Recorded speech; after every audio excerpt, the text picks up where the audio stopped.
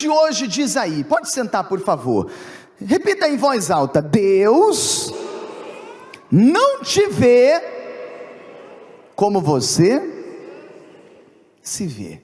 Repita aí de novo por favor: Deus não te vê como você se vê. Toda vez que Deus escolhia uma pessoa para fazer coisas grandes através dela, você pode observar que sempre essa pessoa estava em desvantagem diante da situação que ela estava passando. Vou repetir: toda vez que Deus escolhia uma pessoa para fazer coisas grandes, aquela pessoa sempre estava em desvantagem diante do cenário da situação que ela estava passando. Quem está entendendo? Olha só, Davi, olha o que diz aí: era um simples pastor de ovelhas, mas novinho, e o que? Novo de idade, inexperiente, mas Deus o olhava como o que? Por isso que o tema diz: Deus não te vê como você se vê. Davi se enxergava como um garoto novo, inexperiente, pastor de ovelhas, mas Deus não enxergava ele como um garotinho inexperiente. Deus já enxergava ele como um grande rei em Israel. Quem está entendendo? Olha a diferença. Aí diz aí: Abraão, um homem velho, frustrado, avançado em anos de vida, e sem o quê? Mas Deus o olhava, vamos interagir, lê junto comigo. Deus olhava como pai de uma grande. Moisés, um hebreu fraco que tinha dificuldade para falar, mas Deus enxergava usando a sua boca como libertador de milhões de pessoas do Egito. Gideão, o menor, que veio de uma família mais pobre de Manassés, mas Deus o enxergava como o quê? Um homem o quê, gente? Você veja que era totalmente diferente. A forma que Deus olhava eles era totalmente diferente como eles se enxergavam. Quem está entendendo? E é isso que você precisa entender. Quando Deus olhou para Davi, um homem inexperiente, mas já imaginou, ele vai ser um grande rei de Israel. Quando Deus olhou para Abraão, idoso, velho, frustrado, por não ter realizado os seus sonhos, enfim, Deus já olhou, ele vai ser pai de uma grande nação, muita gente vai se espelhar na fé dele. Não é forte?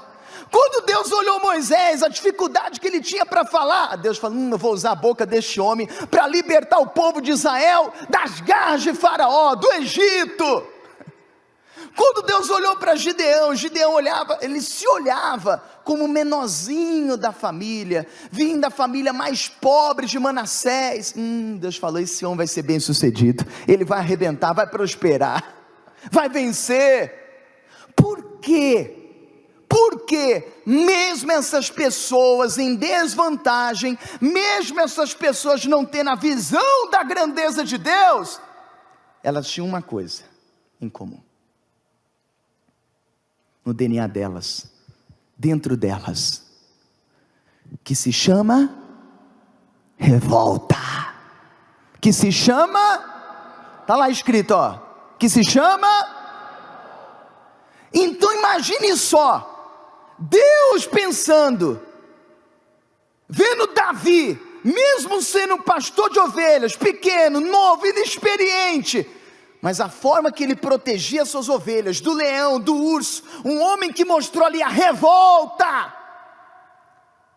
Deus já imaginou: se eu pegar esse camarada e associar ele a mim, ele vai arrebentar, eu vou usar ele para coisas, Gideão, Abraão, que não aceitava, homens que tinham revolta contra a situação, essa é a revolta que agrada a Deus. Mas todos eles, mesmo tendo revolta em seu DNA, dentro deles, contra a situação, tiveram que passar por um processo. Porque a revolta deles não estava dando em nada. A revolta de Gideão não tirou ele da miséria. A revolta de Abraão não tirou ele daquela situação de não ter filhos, etc, etc. A revolta de Moisés não tinha tirado ele, o povo de Israel, da escravidão. A revolta de Davi não tinha mudado aquela situação, a condição de vida dele e da família dele. Eles tinham que passar por um processo. Pastor Rodrigo, qual o processo? Mudança da visão, repita, visão e mente. Não adiantava ter a revolta, se não tivesse a mudança da visão para a visão da grandeza de Deus, a mentalidade humana para ter os pensamentos de quem? Por isso que a Bíblia fala, que você só consegue descobrir qual é a boa, perfeita, agradável vontade de Deus, a vida boa que Deus tem para você, quando muda a mente, quando muda a visão. Aí olha o que ele diz aí: e não sede conformados, fique de pé por favor, que já vamos orar, com este mundo. Leia em voz alta aí por favor. E não sede conformados com este, ou seja, tem que ter revolta contra a situação, não aceitar. Aí ele diz: mas sede transformados pela renovação do vosso, para que experimenteis qual seja a boa, agradável e perfeita vontade.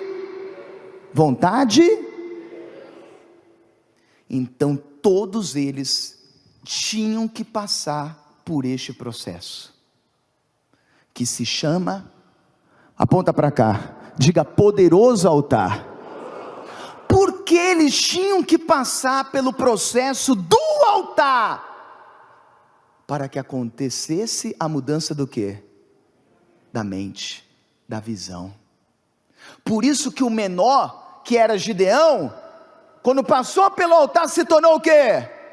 O maior. Por isso que Moisés, que tinha dificuldade de falar, que praticamente não tinha como Deus usar para libertar o povo da escravidão, teve que passar pelo processo, porque não adiantava só ter revolta, tinha que passar pelo processo, para que houvesse a mudança do espírito deles, um espírito, tudo bem, revoltado, mas quando eu falo espírito da mudança da mente e da visão da grandeza de Deus.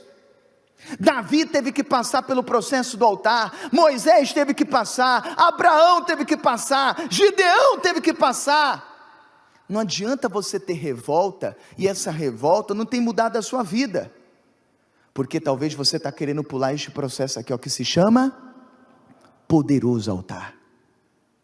A partir do momento que você coloca a sua vida no poderoso altar, o que acontece?